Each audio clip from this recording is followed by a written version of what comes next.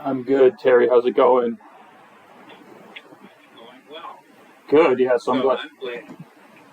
I'm glad that you called, and forgive me, I recognized your name, and I don't remember precisely when I called you, so if I'm lucky, I told you that. Yeah, no worries. You called me yesterday about Reed Ave, so wanted to check in with you to see Yeah, what's going on with that. yeah. Okay, I'm awake, I'm alert. You sent me an email. Yeah. Okay. Um, so the short version, um, it's the classic value-add play in Pacific Beach, and it's state sale. So Grandma finally died, Ooh, okay. and Grandma had two trusts. 5 of the 6 properties have been sold, and the heirs have already received 12, 13, 14, 16 million dollars. There's one property that's still available. It's my 8 units on Reed. Okay. Um, the property manager, how can I say this graciously? He's in the not in the top 75% of property managers that I've worked with in the last 30 years. Okay. We finally got in to see all the units about a week ago, and it turns out that he'd spent in the range of $40,000 more than we understood. So there's one unit that's original condition and it's vacant. Okay. And whoever buys it is probably going to spend $50,000 so that they can get $2,500 or more for that one bedroom when it's decked out the way they want to. Most of the other units have new kitchens, new floors, new baths. Okay. I think about 5 of the units, they've scraped the popcorn ceiling. Yeah. I think about a third of the units have vinyl windows, but not all of them do. Okay. So we've had about a dozen players who were interested.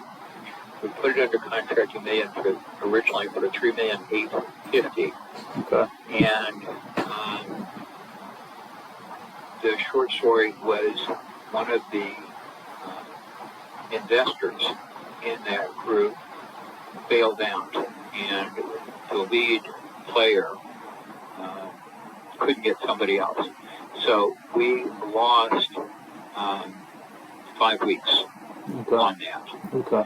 I've had 2 sets of buyers who have walked the property, and neither one have asked for a penny.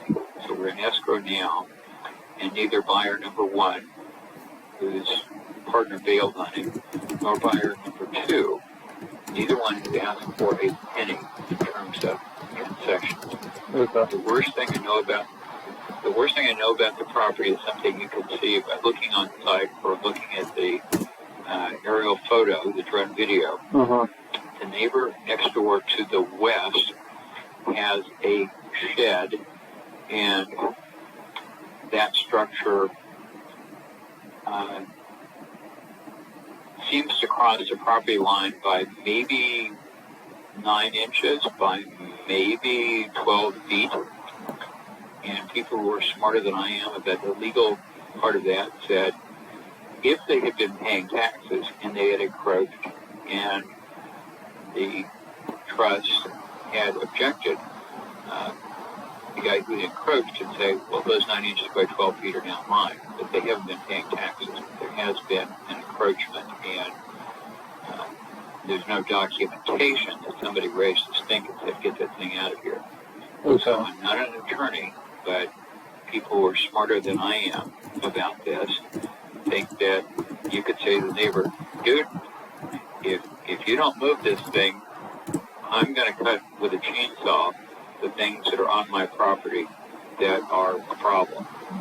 And whether or not you actually do that's the worst thing that I know about the property. Okay. So you said they walked the property. Did they have a formal inspection done in the units? I have no paperwork. So the people who have looked at one broker who's been in business longer than I was, when I was a rookie 30 years ago, he was a guest speaker for me when I did a national university class. So he brought 9 people. He, to the best of my knowledge, he's got it under contract now. He's not provided any written reports. I think that after they walked the property, they had a mock-up copy at Starbucks, and I think the roofer, the general contractor, the handyman, the pest control, I think they went to Starbucks and they had a long conversation, but I have nothing in writing. I don't think they put anything in writing. The first buyers had a twin building. It was also 4 2s on the exterior, 4 1s on the interior. So they walked the property with their head renovation guy, and they said, that's fine. The main thing we were curious about was electricity. We would redo the electricity. We're happy campers. So I don't have any written reports from either buyer number 2, who is technically in contract, but out of contract, or the previous guys. So I ain't got no reports. Okay. I would give them to you, but I ain't got them. Okay, fair enough. So that's the short story. The folks who are in escrow now are all cash buyers. They were selling a fancy building in a fancy area, and there's an interesting story about Ukraine and overseas funds. We know that the lender had approved the loan, was ready to issue loan documents. The buyer didn't sign them because they were waiting for some of their money to come from Scotland or something like that. But we have a backup buyer who said, extend it for 2 weeks and we'll close. And we're trying to figure out, can we do better than that? Okay. So that's a quick summary. So it sounds like you already have a backup buyer, is that correct? Well, the people who are in escrow now, that's the backup buyer. They're out of contract. They say that they will close. And we've asked them informally to release $100,000. And at this point, they've said, I don't think we'll do that. If it's still available, when we close, we'll come back and see you. Mm-hmm. We may or may not get that resolved, but temporarily, the seller can cancel the escrow with no objection from the buyer. Yeah. But we don't want to waste anybody's time. Gotcha. So it's like something that you would be interested in, A, and B, are you a broker? Will you bring in a broker? Do you want me to represent you? If I represent people, I have a deal with the trust department of the bank where the bank gets a 1% discount on the brokerage fee if I represent both sides. I don't often seek that, but that was a non-negotiable requirement of taking the situation. Sure. Okay. Yeah. I'm not a broker. I come unrepresented. We're an investment group here in San Diego. I currently have a property under contract in Claremont. I had this guy on this property of yours on my radar, and I took a look at it. Just wanted to shoot off that email to you. Do you think seller financing makes sense here? So there's no more bank. Absolutely not. Okay. Yeah. So we have more than 20 heirs. Oh wow. And they want to take their money and go. Got it. So my guess is that at today's interest rates, you could get a loan in the range of $1 million. Since the rents are ridiculously low, right, and you're still going to have, maybe some lender will do a 1.1 debt coverage ratio. But this is a value add. You need institutional financing. Yeah, most of my lenders. People can do the. I'm saying just most. You can do the sort of hard money loan of we'll make you a loan at 7% for 18 months and then you pay us off. So you might be able to do something like that based on your track record and the lender's assessment of how experienced you are. Mm-hmm. But if you go to Chase or Mission Fed or something like that, it would take 2.5 or 2.6 million or something like that down. Yeah, I have a lender at Chase. All my lenders are usually at 1.2 DSR. I don't know if these rents are going to qualify for something like that, so that's why I brought up seller finance, just because there's no 1031 issues, there's no bank hoops to jump through, there's no lowball offers, and there's no more management for them. They can kind of rid themselves of the property, but then actually get paid per month, so it's like a cash flow, and there won't be such a large taxable event. It's a sensible notion, and the answer here is no. Yeah. They got a wad of cash. Some of them don't know each other. Oh, wow. Some of them might see each other at Thanksgiving. Yeah. But the answer is all cash to the sellers. Okay. If they're looking... I've done seller financing, I understand why it sometimes works, but it didn't work here. Okay. Good question. Smart call. Yeah. Okay. Fair enough. I don't know if my lenders are going to be able to do this LTV and this DSR. I'll take a look at it. I'll ask a couple of them. But if there's no way we can creatively finance this, I'm not sure if this is going to be a green light for us. Okay. So if you're doing business with Republic or somebody an institutional player, somebody who's based on who you are, they will sometimes do other things. If you go to a conventional transaction lender, some groups will do 1.15 or 1.1. In the past, there have been some who have done 1.05 in the beach. I don't pretend to know what anybody is doing. I underwrite it based on the 1.2, which kind of anybody would do. But you might get a loan at 1.1. It's been 2 weeks since I've talked to banks, and so I don't know where the best rate now is 5.75 or 6.75. I don't know what the rates are now. Last time I talked to somebody, it was pretty close to 6%. Yeah, right. Well, and as those interest rates go up, the DSR goes up too. Well, the debt service, the interest rate goes up, payments go up. The ratio that the bank requires can stay the same. It's just that the loan amount goes down. If they want 120% of mortgage payment, and the mortgage payment goes up, that means a lower loan. Right. We're both fluent. We both understand that. So, okay. Well, let me talk to a couple. You don't need to teach me. I don't need to teach you. So we understand that. Sure. Let me talk to a couple of my lenders. I'll run the figures by them, and we'll see what we can do. And if I have something that I think is viable, I'll let you know. All right. So,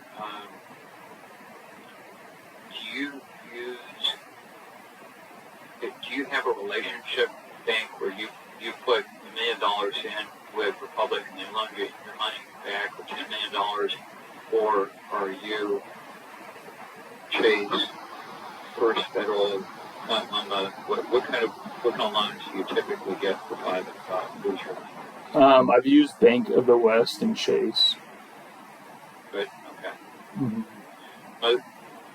It still seems to me that Chase has some of their toes on the ledge.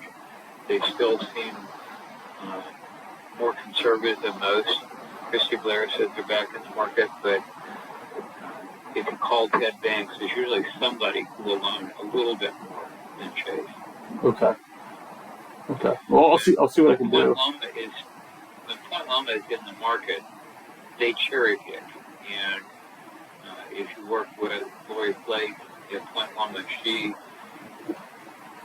2 months a year, she will give you a better deal than you can get at Chase. When they get full, right, they tighten up. Cut back. Yeah. Do you happen to have her contact info? I haven't heard that name before. Sure. I've known this for about 30 years. Oh, okay. And she's been a third institution, 30 years.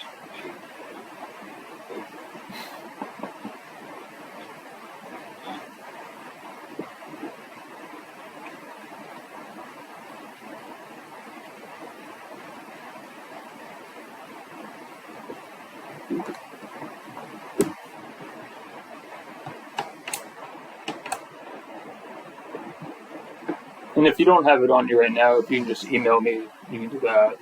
Up to you. slow. I didn't have that part of the computer open. Yeah, no worries. Just shoot it to me via email. I'll give you her phone and her email now. Okay. Her cell is 619-985-0660. So 985-0660. And her email is LAURI, S as in Sam, T as in Tom, O, N as in Nancy, D as in boy, at missionfed.com. So Lawrence B at missionfed.com. Got it. All right, cool. Thank you. Yeah, let me, and her name's, is it Lori or? Lori. Lori. Okay, got it. Awesome. And on a different note, so I hope this works for you. I hope we do business together. Yeah. And if it doesn't, tell me a little bit more about your story. I'm not special, but I've closed 300 deals on the buy side for apartments. And if you're actively looking, I want to be sure that I'm looking for you. Yeah, sure. So we have apartments here and in Chicago. We have some single-family homes. We have some short-term rentals. Looking to expand more into multifamily in San Diego and just acquire some buildings here. Okay. Yeah. Great. So are you primarily a value-add keeper, a flipper?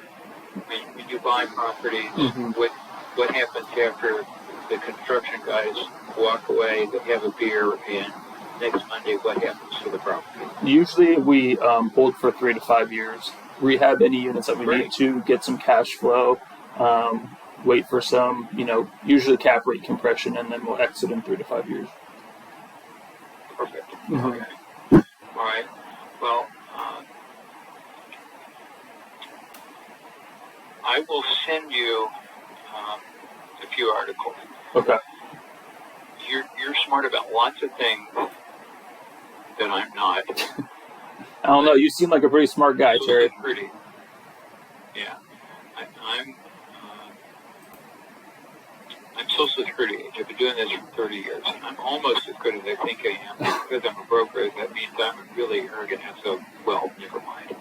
But I've written some articles that talk about what makes San Diego different from most other major places. Okay. We have a remarkably diversified economy. And our recession have been milder than the state and milder than the nation in the last 4 recessions in the last 30 years. And in the 20 minutes it'll take you to read these articles, you'll end up knowing more about why San Diego is a low-risk place to invest than most of the people who own here. Love it. I won't send you articles about value add because you could have written better articles and you've forgotten more than I know. But I will send you a half a dozen different articles. They're each, roughly a page long, and it'll take you a couple of minutes apiece. Okay. I've won 17 county-wide awards, but other than me and my mom, who's counting? I've taught income property brokerage at the national level, and I would love to serve you on single-family houses. I'm useless. Okay. For 4 units and above, I routinely show up in the top 3 of the 100 of us who make a living or think we make a living at income property brokerage. Awesome. Love it. Great. I'm glad to talk to you, and let's visit. Sounds good. Thanks, Terry. Have a great one, man.